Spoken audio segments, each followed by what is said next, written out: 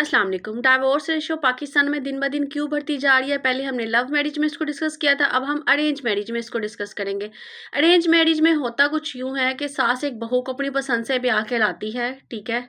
और वो देखती है कि बहू ने आके अगर कोई बात कर दी है या कोई डिमांड कर दी है, जिसको वो डिमांड समझती है, बेसिकली वो डिमांड नहीं, उसका राइट है।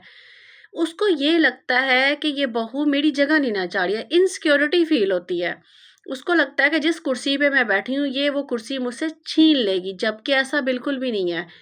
क्योंकि आप देख लें कि 100 में से जो 99% है, वो इसलिए नहीं आती हैं कि वो डिवोर्स लेंगी, ठीक है? या वो उनका घर तोड़ेंगी, या वो लड़ाइयाँ डलवाएँगी, या वो गाली-गलौज करेंगी। ऐसी सोच लेके वो बिल्कुल भी नहीं आती हैं। हाँ, अगर उनमें से कुछ इस तरह का बिहेवियर रखती हैं, तो उनको मजबूर किया जाता है कि वो ऐसा बिहेवियर शो करें। और सास को इनसिक्योरिटी फील्स होती हैं, उसको लगता है कि ये मेरी जगह ले लेगी, जिस कुर्सी पे मैं आज बैठी हूँ, ये कुर्सी ये मुझसे छीनना चाहती है।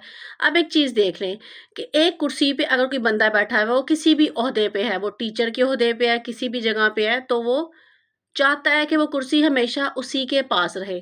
बिल्कुल इसी तरह सास भी चाहती है कि ये कुर्सी हमेशा उसी के पास रहे, उस घर पे उसी की हुक्मरानी रहे। तो उसको एक छोटी-सी बात ज़हन में रखनी चाहिए कि वो भी कभी बहू थी। वो भी चाहती थी कि इस घर में, जिस घर में वो ब्याह के आई है, कुछ चीज़ें उसकी पसंद से हों। हाँ, वक़्त लगता है। आप आने वाली को बता सकते हो कि हमारे घर में ये रूल्स एंड रेगुलेशंस हैं, आप इनको फ़ॉलो करो, ठीक है? लेकिन आप उसको इस तरह समझाओ कि उसको क्रिटिसाइज़ ना करो। उसको फ़ील ही ना हो कि वो नए घर में आई है। ये चीज़ बहुत से लोग डिस्कस कर चुके हैं, और वो इस वे में कर चुके हैं कि जी एक घर में 7-8 अफ़राद रहते हैं, 10-12 अफ़राद रहते हैं, तो वो सारे के सारे नहीं चेंज हो सकते। जो बाहर से आई है उसको ही चेंज होना है। मैं एग्री करती हूँ इस चीज़ से। लेकिन चेंज होने का भी एक तरीक़ेकार होता है।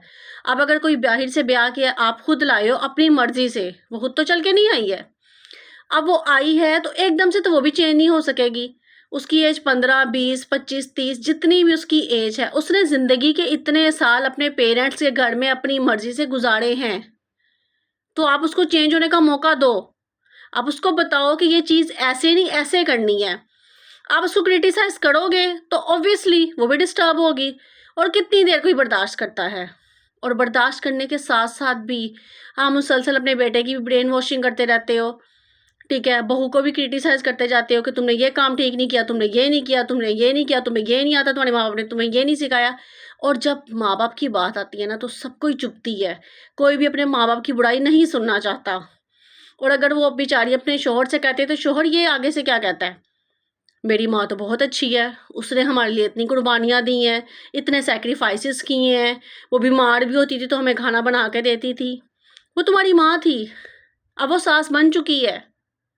और आँखें, अपनी अंदर की आँखें खोलो। अपनी माँ की आँखों से ना देखो। ये ना देखो कि माँ क्या कह रही है, माँ क्या दिखा रही है, माँ क्या बोल रही है। वो देखो जो माँ नहीं दिखा रही। लोग अपनी माँ की आँखों से देखते हैं, माँ की ज़ुबान से ही बोलते हैं। अब जो बाहर से आई है, आप उसको चेंज कर सकते हो, बहुत अच्छे तरीके से। उसने कुछ किया, आप खाना बनाया फॉर एग्ज़ाम्पल, आपके घर में जो नमक है, उसका जो टेस्ट है, लड़की के घर के निस्बत थोड़ा ज़्यादा इस्तेमाल करते हो। उसने बनाया है, बोलो बहुत अच्छा खाना बना है, हम सबको बहुत अच्छा लगा है। बाद में उसको आराम से समझा दो कि बेटा हमारे घर में थोड़ा तेज़ नमक इस्तेमाल किया जाता है, ऑयल का यूज़ कम किया जाता है या ज़्यादा किया जाता है। इस तरह उसको समझाया जा सकता है। लेकिन नहीं, आप लोग उसको क्रिटिसाइज़ करते हो, फिर अगला बंदा भी तंग आ जाता है। ये छोटी-छोटी बातें जिनको अहमियत ही नहीं देनी चाहिए, लोग इनको अहमियत देते हैं और इनकी वजह से डिवोर्स हो जाती है। मेजॉरिटी ऑफ केसेस में करवा दी जाती है।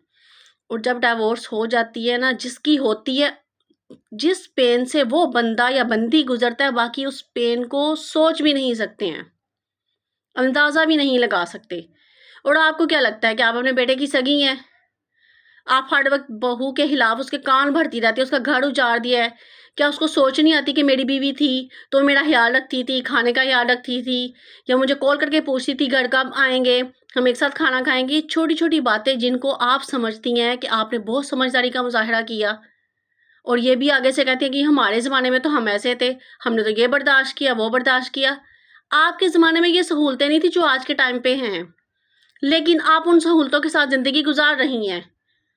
फिर आप उन सहूलतों के साथ ज़िंदगी क्यों गुजार रही हैं? आप उनके बिना रहें। नहीं रह पाती ना, क्योंकि आपको भी उस चीज़ की आदत हो चुकी है। आपको आदत हो चुकी है, हालाँकि आपके ज़माने में ये सब कुछ नहीं था। एसी नहीं था, टीवी नहीं था, ठीक है? इन सब के साथ आप रह रही हैं। और बहू जो पैदा इसी टाइम पे हुई है, इसी ज़माने में हुई है, जिसको शुरू से इन चीज़ों की आदत है, उसको ये सहूलत अपने पेरेंट्स के घर में मिली थी। तो इस चीज़ को प्लीज़ थोड़ा-सा समझिए। आपको क्या लगता है कि बेटे की दोबारा शादी करेंगी तो जो बहू आएगी वो अच्छी होगी? या अरेंज मैरिज में कुछ केसेस में ऐसा भी होता है कि लड़की के घर वाले खुद खुला करवाते हैं और उनको क्या लगता है कि बेटी की दोबारा शादी करेंगे तो अच्छा दामाद मिल जाएगा। हो सकता है जो दूसरे वाला दामाद मिले या जो दूसरी बहू मिले, आप जिसको अच्छा समझ रहे हो वो अच्छा ना हो। आपका बेटा इतना ज़्यादा कंप्रोमाइज़ कर ले कि मेरी ऑलरेडी डिवोर्स हुई है, मैं दोबारा डिवोर्स नहीं चाहता, या आपकी बेटी इतना ज़्यादा कंप्रोमाइज़ कर ले और आपको बताए ही ना कि मैं ऑलरेडी डिवोर्स हुई हूँ, मैंने खुला ली थी और आपका कुछ नहीं जाता। आपने चले जाना है एक दिन इस दुनिया से। उन्होंने इस अज़ाब को झेलना है। तो प्लीज़, प्लीज़ किसी की ज़िंदगी में उतनी मुदाखलत कीजिए जितनी अपनी ज़िंदगी में बर्दाश्त कर सकते हैं। Thank you.